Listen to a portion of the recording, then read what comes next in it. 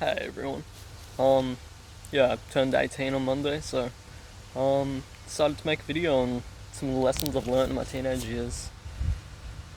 First one I've learnt is removing the crotch doesn't solve your problem. Like an example of this is using your why you would use your phone. I spoke about this in another video, but yeah, essentially there's a reason behind every habit, so yeah, you gotta resolve the reason before, rather than trying to get rid of the habit. Because like I said, you scroll on your phone because you think there's nothing better to do. So you gotta find some other things you enjoy. And that's yeah. So another one I learned was discipline doesn't have to be a pain. Like discipline can be fun. Discipline isn't about hating the things you do or hating the things you feel like you have to do. It's about being consistent with them. And there is a lot of ways you can change your mindset and um, yeah, just find them fun to do. Like for me, I spoke about another video of you view things in terms of the benefits rather than the effort. Then that really helps, honestly. But it's just where effort meets meaning, really. But yeah, um, another big one was it's really hard to love someone else if you don't love yourself.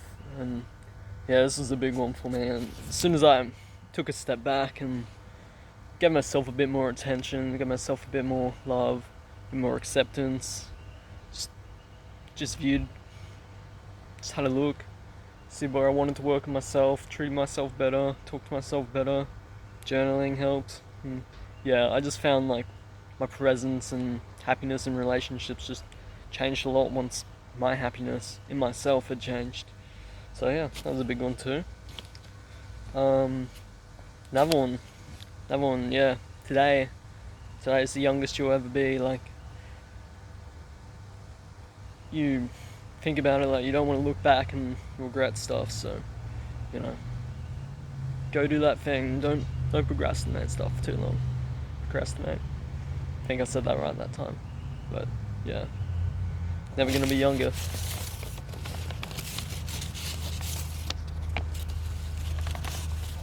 This one really helped as well. Ignoring your thoughts can be hard, but sometimes it honestly goes a long way. And yeah, I've spent so much time just like responding with thoughts, with negative thoughts, with just more thoughts, and I've just like sacrificed social scenarios or social time because I've just been so in my head with it. But yeah, it can definitely be hard once you get that like emotional reaction going, and yeah, you're just like, what? No, that's not true. But yeah, overthinking, you can't solve overthinking by thinking more, because that's what overthinking is thinking too much, and you're just thinking too much if you're responding. So honestly, yeah, give that a go. That really helped. Um, to live a fulfilling life, you have to live a fulfilling life. Like, I know that sounds fucking obvious and it's like duh, but for me, I've spent a lot of time in the past just watching YouTube videos, being like not like crazy self improvement ones, but just kind of what this channel is aimed at, just like chill ones. But it's been like, oh, here's ideas that have helped my life, and I've just watched a YouTube video and I'm like, oh yeah, nice. And I've just scrolled on to the next one, and afterwards, like, I don't know, I don't really try and incorporate any of the ideas to my own life, create that connection with my own life, and just watching the videos for the sake of watching the videos. But yeah, once I started incorporating their ideas or turning their ideas into my own ideas and going out and just living a bit more, smiling at strangers, journaling, whatever it might be. Like, it doesn't even have to be anything like that. But if you have an idea of something you think you might enjoy, or you want to try some new things, you want to try baking, but if all you do is think about it, or then you're just gonna think about it. But once you go and live it, once you start, like, you get such a rush that it's such a good rush, honestly. Yeah, and yeah, if you spend all your time worrying about the future, you miss out on a lot of presents. Like, this is kind of a variation of a few of the other lessons, but honestly, yeah, there's just been so many times, and I've just been worrying, I don't know, been talking to my mom or talking to my mates or something, and I'm only half listening and worried about, I gotta do all this before bed or just something like that. But yeah, I've learned that I'm definitely getting better with it, but yeah, I'm still gonna work on it.